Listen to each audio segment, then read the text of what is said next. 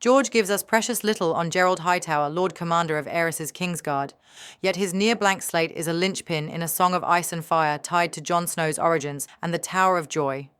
One odd tale stands out.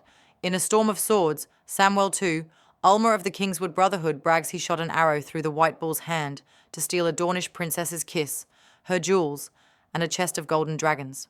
When drunk, Ulmer loved boasting of that kiss most.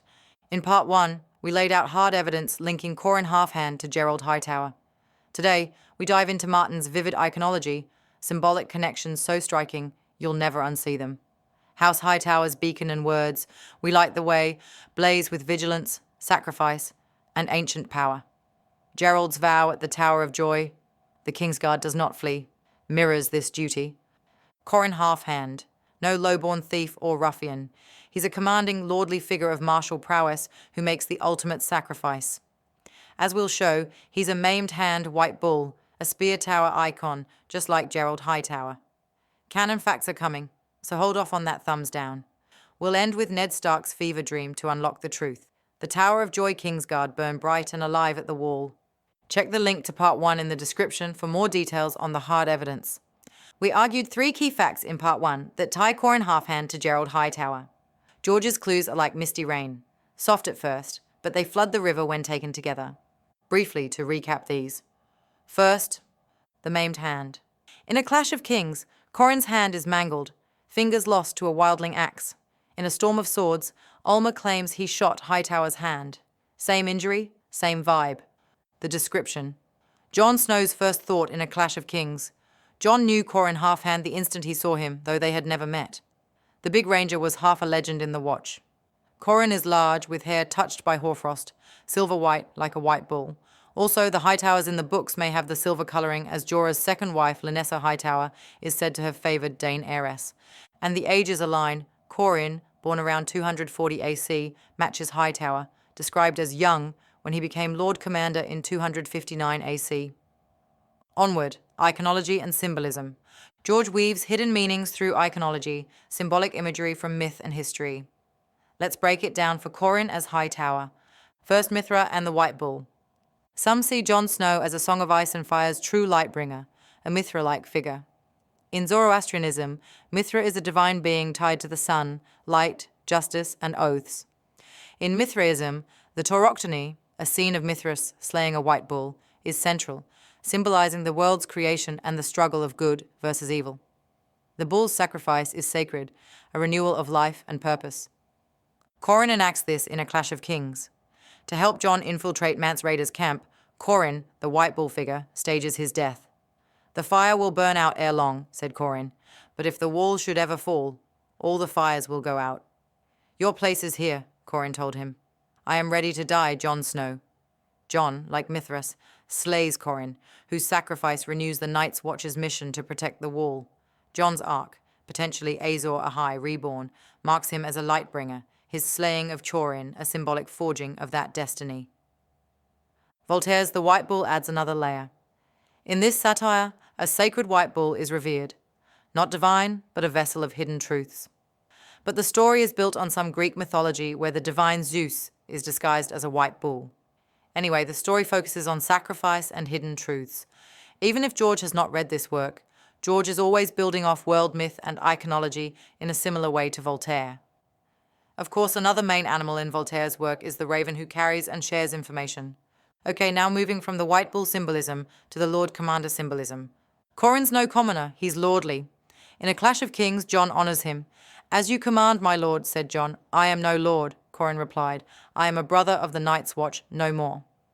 Yet Jon persists, calling him my lord in the Skirling Pass. "My lord," Jon said quietly, "you must not balk, whatever is asked of you." Tormund calls Corin the Great Ranger, and a name for songs in A Storm of Swords. Mance notes his prowess. "Qhorin Halfhand could have killed me as easy as you eat a bowl of porridge." Martin hammers the verb command. Corin commanded them to make camp. Jon 6. Corin had commanded him to do whatever they asked. Jon 8. This echoes Gerold Hightower, the fierce Lord Commander, who vowed the Kingsguard does not flee at the Tower of Joy. Martin even slips in sly wordplay, with Lord Commander and Halfhand trailing Corin like a shadow. Fans of my channel know I love George's name games. Lysa Tully's a favourite. Her name likely nods to Lysa virus, the rabies virus, reflecting her unhinged behaviour. George also weaves personal jabs. Lysa Tully echoes Lisa Tuttle, his former collaborator on Windhaven, 1981. I found that book on a bar's bookshelf, my first Martin read. Rumour has it George loved Lisa, and naming Lysa Tully might be his playful poke at their past. George is sneaky like that. Well, where do you find all the inspiration for the names? Names are very hard. I bet! That's an interesting question. Yeah, names are really, really hard. And I need to know the name of a character before I can write about them. Now, Corin and Gerold's names. Gerold, from Germanic ger, spear, and wold, ruler, means spear ruler. Corin echoes Corin, linked to Quirinus, a Roman war god tied to the Sabine word for spear. In A Clash of Kings, Corin's tall and straight as a spear, his name and form marking him as a leader, like Gerold, the Kingsguard's spear. Google the etymology of Gerold and Corin, Corin. George is always a crafty bastard. Okay, on to the grey cloak iconology. Corin's faded cloak bridges his identities. From A Clash of Kings, the blacks he wore were so faded they might have been greys. Not Night's Watch black, nor Kingsguard white, but a grey in-between, symbolising a cross between Gerold's white cloak and Corin's blacks of the Night's Watch. As kind of a penultimate clue, one that is a little BS, I will admit, let's talk about how George uses character pantomimes, item iconology, and word plays such as double entendres to light up his writing and give us devious plot clues. There are many examples. Sometimes they are little crude jokes. I like one when Robb discusses attacking Moat Cailin. "You cannot mean to attack up the causeway," said Glover. "The approaches are too narrow. No one has ever taken the moat." Then Robb says, "But if we can attack simultaneously and take the Iron Men in the rear while they are beating off, my main thrust up the causeway, then we have a chance." Okay, moving on from the causeway to the little pantomime I think George may be inserting related to today's coconut notion. Corin paints a picture of the Hightower on Battle Isle in Oldtown from A Clash of Kings, Jon's perspective. Qhorin Halfhand was seated cross-legged on the floor, his back straight as a spear. Candlelight danced across the hard flat plains of his cheeks as he studied the ranges about him.